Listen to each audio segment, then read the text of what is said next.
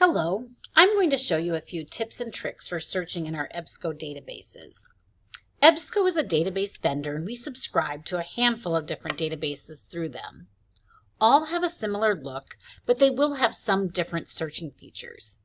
For example, our religion database Atlas Serials allows you to search by scripture verse, while you can search America History and Life by time period. To find these databases, simply click on the databases link on our homepage. All of the databases on the EBSCO platform are marked.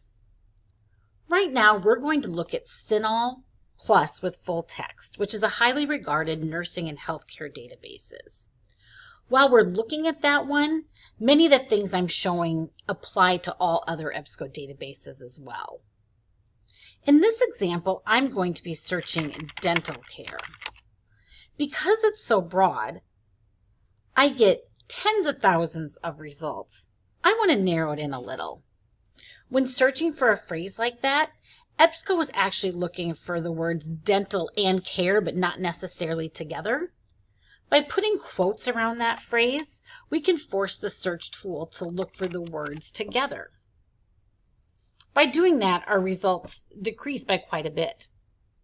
Another way to focus in on your topic is to add or remove search terms. For my topic, I'm interested in how dental care is provided in hospitals, so I'll just click that advanced search link and add the word hospitals to my search. Another way to hone in on good results is to use these search parameters at the top of the screen. EBSCO puts the most popular search filters there.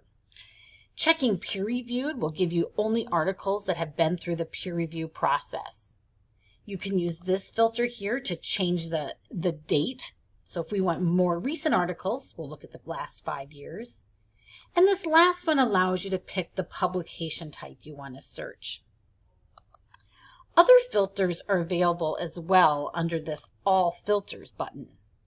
For example, if you wanted only articles that focused on a certain region, you could look under this geography link and select the area you're most interested in studying.